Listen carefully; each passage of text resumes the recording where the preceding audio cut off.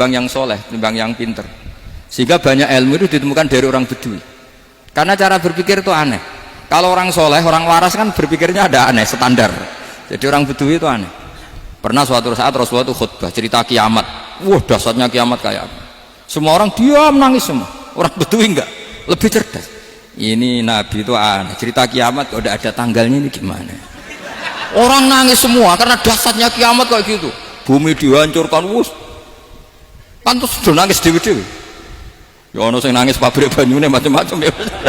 Ini kalau kiamat gimana ini perjalanan air kemasan saya kan orang mikir. Mikir dewe-dewe gitu. Tapi ini enggak. Orang Bedui cara berpikir tuh enggak. Malah ya Rasulullah, mata sa'ah. Engkau itu cerita kiamat tapi enggak jelas tanggalnya. Kalau cerita kiamat ya harus jelas dong kapannya. Jadi unik. Jadi cara berpikir sahabat kaget semua loh. Kaget. Karena enggak kepikiran. Nabi a'radu anhu, a'radu itu mengabaikan.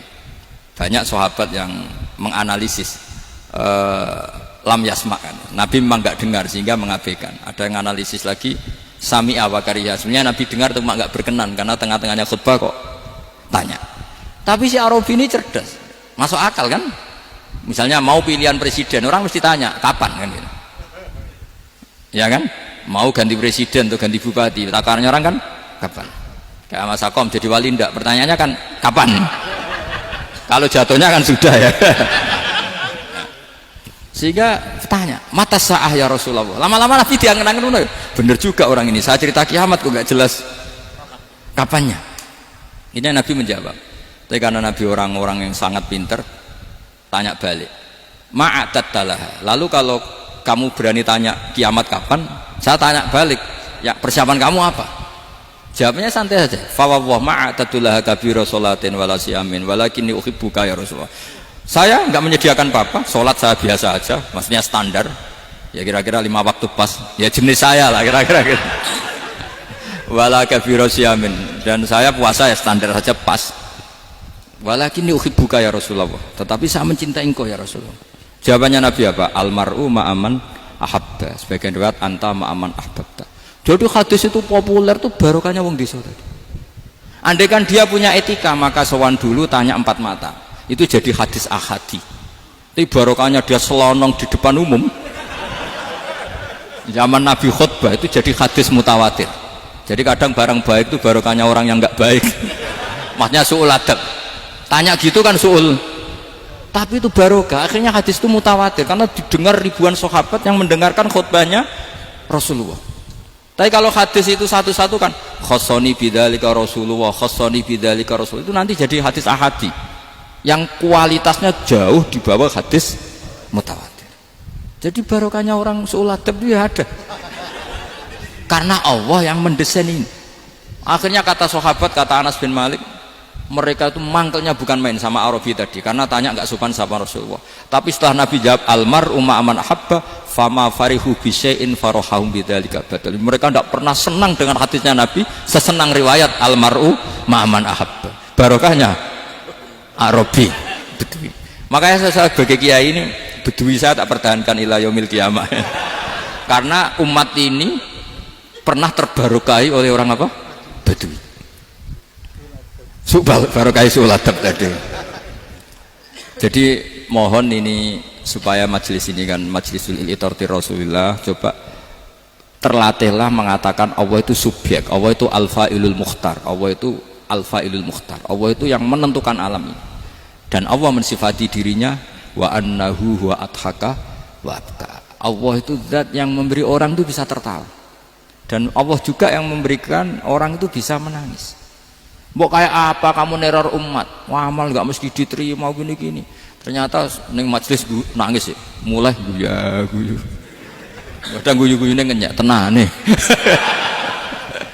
Daripada apa ya agak-agak merodok orang yang dohirnya beda dengan batinnya, nggak perlu distatuskan seperti itu.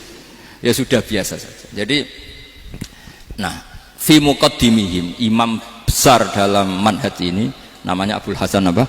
Asyadzili. Abul Hasan Asyadzili itu kalau ada orang tanya gini, Beb saya ini susah, sholat saya tidak mesti diterima Allah gini-gini, marah. nggak usah. Kafa bika jazaan an radiyaka laka ahlan. Sudah kamu ditakdir pernah sujud itu sudah keren. Saya itu andaikan dapat kabar dari malaikat bahwa sholat kamu tidak diterima, saya tidak susah. Bukan karena sombong, pernah ditakdir sholat sujud ning Allah itu keren. Kayak apa malunya kita ketemu Allah kemudian kita di bumi tidak pernah sujud. Makanya cara Abul Hasan Asyadzili kowe ora usah mikir salatem ditampa taro ora usah mbok mikir. Kowe ditakdir tau sujud itu hebat. Kafa bika jazaan an radiyaka laka ahlan. Cukup kamu mendapat balasan dari Allah, kamu pernah ditakdir sujud. Gak perlu ngaji alim alama, gowo sawi ngalor ngidul jalalain keren. Paling gak malaikat pernah melihat kamu, gowo tak kitab kuwedi. Gak penting paham, gak penting. Karena isra bakat paham Mas. Jadi Abul Hasan Asyadzili adalah orang yang, dan itu Al-Hasani ya, dan itu Al-Hasani. Makanya macam-macam, kita yang Al-Husaini sudah kita punya Faqih Muqaddam, punya banyak. Di Al-Hasani yang paling populer diantaranya adalah Abul Hasan Asyadzili. Beliau itu kalau ngendikan sesuatu itu positif terus. Termasuk itu ketika ada orang resah sholat saya diterima ndak, kata beliau wes sing sempurna ditakdir tahu sujud. Saya itu sebetulnya kadang-kadang yang miris, wes sholatku tompo ta ora, tapi saya sangat sadili, sangat sadili. Saya nggak pernah berdoa ya Allah ibadah kami jenengan terima ndak, karena takut kalau doa gitu keterusan itu terus ditompo ora ya, akhirnya keterusan gitu, akhirnya ngenes. Masa orang pernah sujud ngenes? Lama-lama gini setan masuk, apa artinya saya sujud ternyata gak diterima. Lu wong kawula kok iskal tentang pernah sujud. Itu kan ibarat gini, kamu ngasih uang sama orang tua kamu, misalnya Habib Soleh ngasih uang Habib Ali, terus apa artinya tak kasih, kemudian beliau tidak terima kasih, itu kan lucu. Terima kasih tidak terima kasih, seorang anak ngasih orang tua itu keren. Makanya saya bangga dengan Habib Soleh ketika beliau mengumrohkan Habib Ali, sudah mendaftarkan haji Habib Ali. Gak usah mikir diterima apa enggak, wes keren, itu sudah perilaku yang keren, yang hebat. Makanya saya sering ada orang mau cerai tanya saya, Gus saya ini cerai gak, istri saya kurang ajar gini. Gak usah, tapi bojo kula judes. Uang di bojo itu wes keren, paling gak kowe radarani jomblo.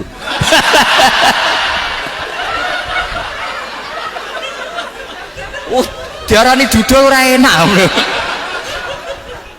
Wes luwe sabar di diarani dudul mek diarani bojo judes. Enak bojo judes cek gagah. Di bojo lah. Oh iya. Provokator itu. Jadi kafabika jazaan an radiyaka laka ahlan, sudah ditakdir pernah sujud itu sudah keren. Dulu ulama ala hadan nampak. Ulama dulu cara berpikir seperti itu. Makanya ulama dulu kalau nafsiri wasjud waqtarib sudah pernah sujud. Di Quran enggak pernah ada ayat wasjud lan sujudo sira ingkana kada wa kada ing kunta mutayakinan biqabuli sujudi. Kan ada sujud ya sujud saja, enggak usah mikir makbul apa enggak makbul. Sudah kalau sujud pasti waqtarib. Terus saya sebenarnya ya sebagai orang ya kadang wedi, salatku ditampa ta ora. Tapi kalau keterusan nanti ada was-was yang mengatakan opo artine sholat. Lu tuh kan ngeri seorang hamba sing uripe ning bumine Allah kemudian menyoal pernah sholat hanya karena takut gak diterima. Itu kan geblek banget. Saya jenis kiai yang di partai itu. Saya enggak tahu kalau keneng dikom. Di umat masa kamu gak ada keren iblis. Jadi lah nanti kalau misalnya ada manhajnya Habib Soleh yang tidak seperti itu tidak apa-apa, mungkin supaya orang nggak takabur, nggak fakhr, sehingga makanya mulai dulu lama itu ya partainya kalau nggak rojak ya khauf. Nah saya ini yang jelas terang-terangan ikut partai rojak saja, apa? Partai rojak, karena banyak yang sudah di partai khauf. Tapi saya rojak yang bil ilmi tadi. Makanya Sayyidina Umar radhiyallahu anhu itu yang namanya sama sujud. Saya itu punya kitab. Habib Soleh pernah tak tunjukin tulisan tangan saya. Muji-muji sujud. Sayyidina Umar ketika ditusuk seorang gila itu Majusi ya. Abu Lu'lu' terkenalnya itu. Itu Hulamul Mughirah terkenalnya itu. Ditusuk, dia sahabat, beliau sahabat, wali. Jadi nusuk Umar itu kayak apa? Nusuk Mas Hakom aja dosa besar apalagi nusuk Umar. Itu ketika ditusuk Dia itu ya punya dendam, namanya manusia itu punya dendam. Maksudnya namanya orang kan mangkel sama yang nusuk. Kalau orang mangkel itu inginkan yang nusuk itu masuk neraka. Tapi apa kata Umar? Ngendikan gini, tanya pertama, yang nusuk saya siapa? Orang Majusi. Orang Majusi, Hulamul Mughirah. Alhamdulillah alladzi lam yaj'al maniyati biyadi rajulin lam yasjud laka sajdatan yuhaju biha indaka yaumal qiyamah. Saya itu senang Gusti, yang nusuk saya orang yang nggak pernah sujud sama jenengan. Jika kalau saya dendam supaya dia masuk neraka, saya nggak takut orang itu nuntut sama saya.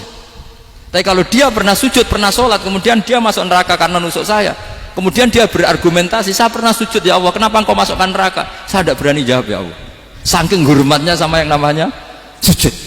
Jadi kamu dendamnya kesampaian, coro Jawa ya. Dendam dengan tanda kutip ya, tidak makna semestinya. Jadi mangkel mbek sing nusuk, nak mlebu neraka pantas, wong ora tau sujud wae Gusti gitu.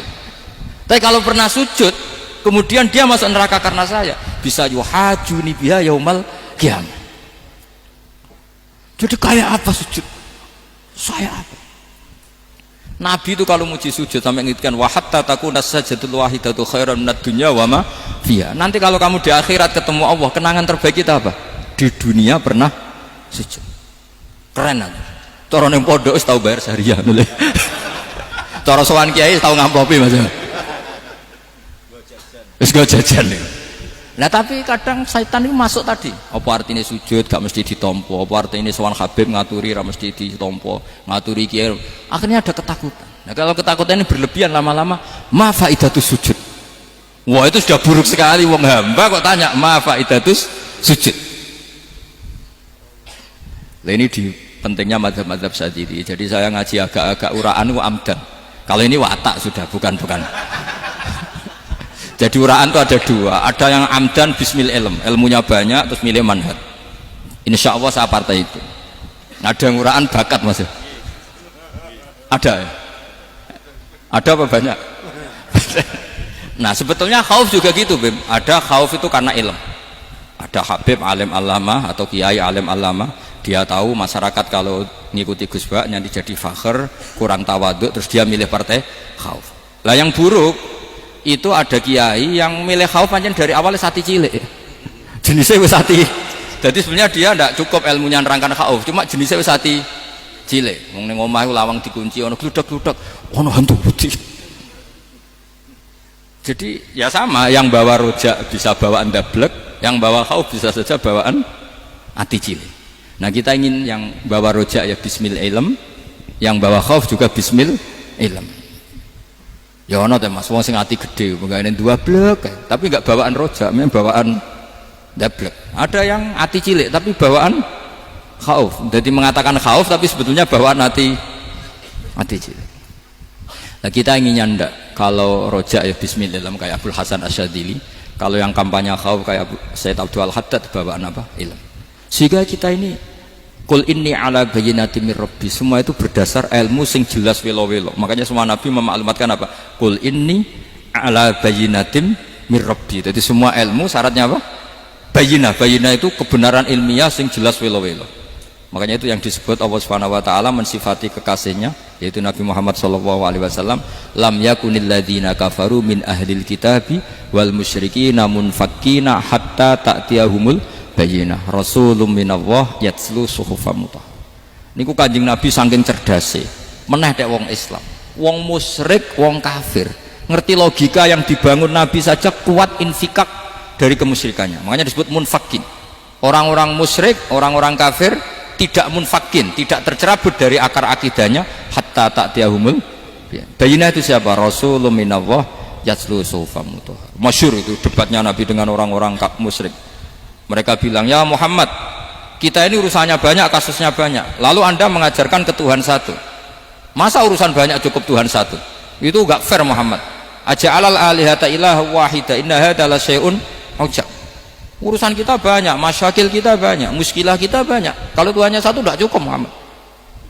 Nabi dengan santainya memberi penjelasan, ya sudah gini saja, kalau kamu jadi budak atau pembantu, majikan kamu banyak, semuanya merintahkan kamu, semuanya bikin aturan untuk kamu suka enggak? Ya gak suka Muhammad, kalau majikan kita banyak repot.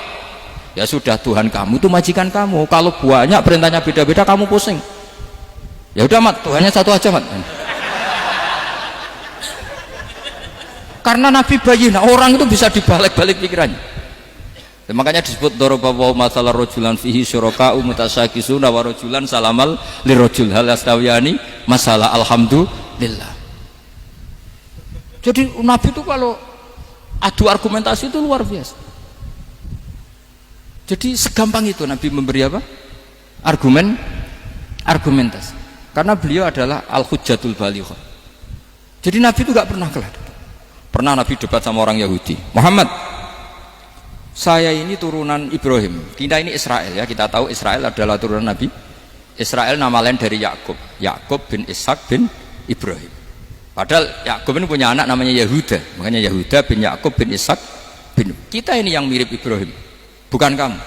Tapi orang Yahudi itu nggak apal nasabnya, sehingga mereka bilang kita ini saking baiknya Ibrahim saja pengikut kita. Terus digojlok oleh Nabi, Ibrahim itu buyute Yahuda, makanya digojlok, ha antum ha ulai hajatum fi malakum bi ilm falimatu hajuna fi ma laysa lakum bi ilm. Kita adu debat itu sudah ilmiah, kenapa kamu menjadi tidak ilmiah? Kenapa Muhammad?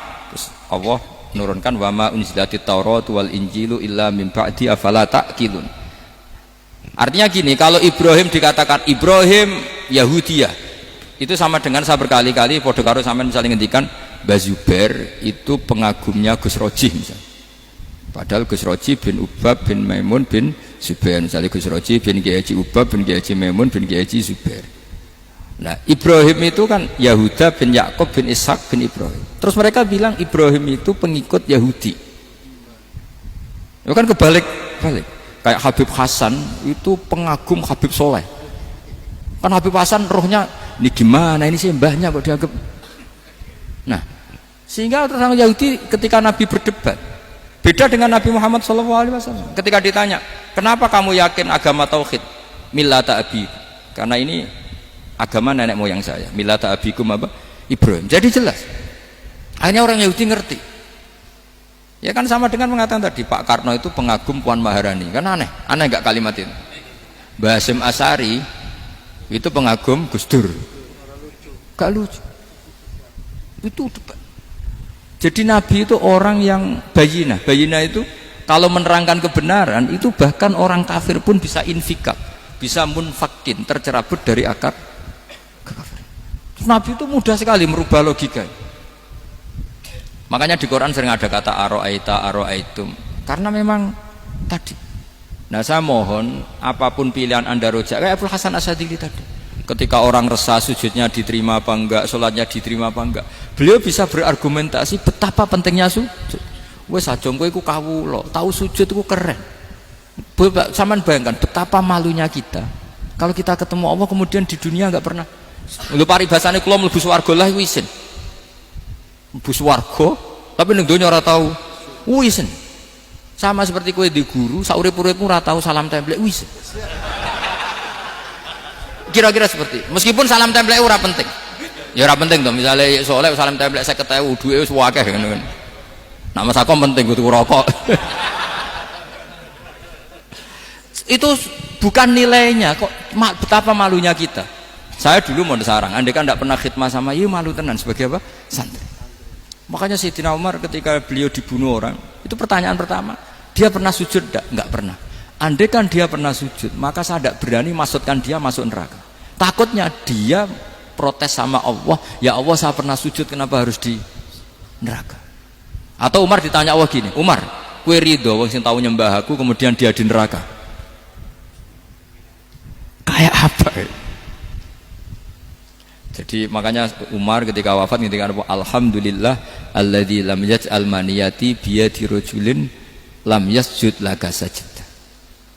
Ya jadi saya mohon sekali jadi majelis ini sebuah majelis mubarak, caranya tauhidnya dibenarin ya, apa tauhidnya dibenarin. Jadi Allah itu adhaka wa abka, Allah itu al-hadi, Allah itu ar-razzaq. Sehingga menteri ekonomi mbok salah rumusillah wong tetep mangan. Mergo Allah itu ar-razzaq. Mbok negara dikelola keliru lah wong tetep mangan, wong Allah itu harus. Kiai rada akeh sing di masalah. Tapi ya tetep agama ini jalan. Lho andai kan syaratnya agama ini kiai ini bener, wah ya repot. Kowe iso bayangno masakom bener terus. Tapi agama ini berkali-kali, coba di TV itu banyak nyun sewu, ada ustadz, ada kasus apa, ada kiai, kadang ada masalah hukum. Agama ini jatuh enggak masalah. Padahal di TV sudah dinasionalkan kan, ada kiai terlibat kasus hukum atau ustadz tertangkap karena melakukan apa gitu. Tapi enggak ngefek, karena agama ini bihifdillah wa biriayatillah. Sama. Negara mana-mana kadang manajemen ekonominya enggak jelas, tapi masyarakat ya makan karena Allah Razzaq. Sama, aku kancanan Mas Ako mengeluh, tapi Allah adhaka, akhirnya iso guyu. Padahal orang untungnya belas kancanan dene. Tapi karena Allah itu adhaka. Nah kita dengan istri yang kita cintai, dengan keluarga kadang yang nangis. Karena Allah itu zat yang bisa memberi abka. Wa annahu wa adhaka wa abka. Terus wa annahu wa amata wa ahya. Kita tidak ingin mati. Wah ya mati saja karena kita objek. Hidayah itu seperti itu. Allah Al-Hadi. Apa? Allah itu kayak apa Korea, negara ateis. Enggak kebayang di sana ada ngaji Aqidatul Awam, Mabadi' Fikih. Sekarang banyak. Saya tuh kalau beli Aqidatul Awam kerdusan, tak kirimkan ke Korea. Sebelum saya ke Korea, karena sebagian santri saya di Jogja. Di sana ada ngaji Aqidatul Awam, ngaji Takrib. Bahkan saya di sana dilagokno sakduna fid dunya. Kayak apa Allah kalau ingin bikin hidayah? Karena Allah itu Al-Hadi. Wong Indonesia digerakno seneng duit. Bareng gue seneng duit mau apa? Korea. Setelah di Korea tersiksa karena gak ada tempat sujud, akhirnya urunan. Segampang itu kalau Allah mengendaki. Itu gak dibenem MUI, gak dibenem, karena Allah Al-Hadi. Jadi saya mohon sekali tauhid ini dibenerin dulu. Allah tetap Al-Fa'ilul Mukhtar, apa? Al-Fa'ilul Mukhtar, sehingga Allah mensifati dirinya Adhakawa. Mbok kamu bendung kayak apa, orang ngaji saya tetap guyu.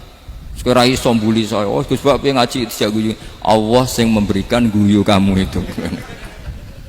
Andai kan sesuai status kamu, kowe ora ngarep iso guyu. Utang akeh, jatuh tempo, bojo ora percaya. Gede-gede ya, kayak paham. Ya jadi ini